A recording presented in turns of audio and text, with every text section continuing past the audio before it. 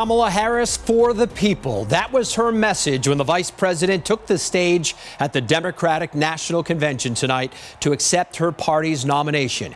It is the culmination of a whirlwind few weeks that saw her rise from running mate to the top of the ticket.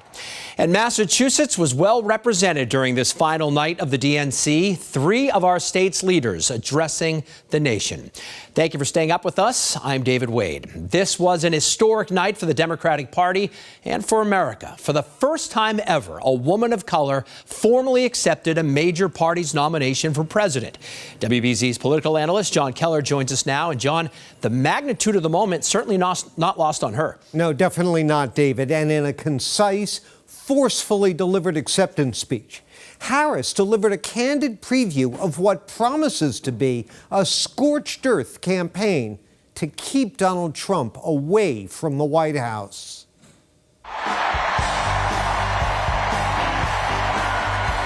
Elizabeth Warren came on stage to an ovation so loud and prolonged, the senator was visibly moved. Moments later, she was strafing Donald Trump as an out-of-touch felon. When did he ever fill up a gas tank or worry about a grocery bill? The only bills he worries about are from his criminal defense lawyers.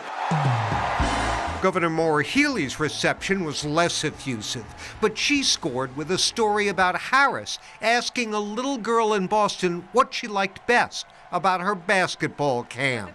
The little girl said to her, "Anything but defense."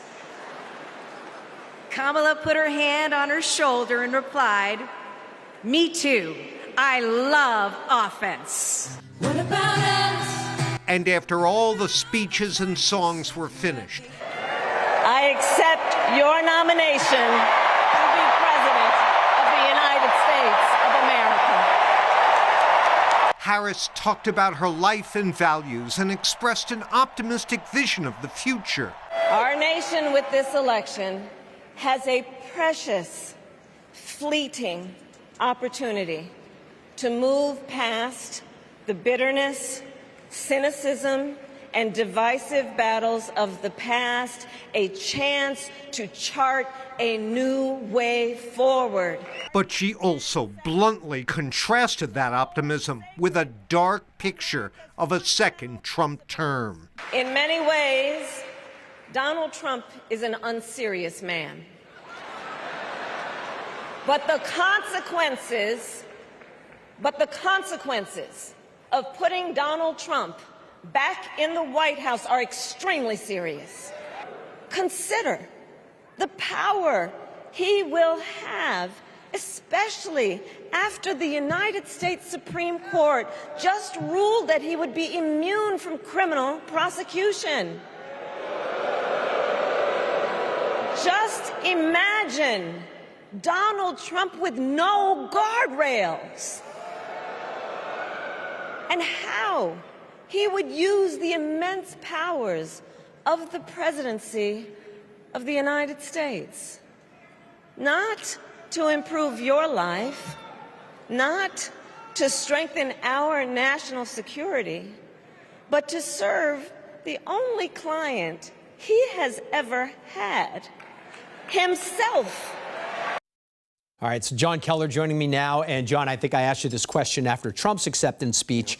Do you think that any of the undecided voters out there were swayed in any way tonight by Harris's speech? I mean, look, David, I'm sure some will be. She'll probably get a polling bump out of this. The TV ratings for this convention have been very strong, significantly better than for the Republican convention. But, you know, these conventions are sort of ephemeral. Keep in mind, whatever talk you might have heard about the Republican campaign being in a little bit of disarray, they're still very good at muddying up their opponents. And there's polling out there that shows they've already done a good job of defining Kamala Harris negatively. The big moment is going to be the debate on September 10th. That is going to be watched by many millions more people, and particularly by those undecided voters. That'll be the moment when you see which way this is going to go. It's interesting to think that it could be any more important than the last debate, which changed everything, but in so many ways it will be. I think so. We'll see. John Keller, thank you so much. Thank As you. always, appreciate it.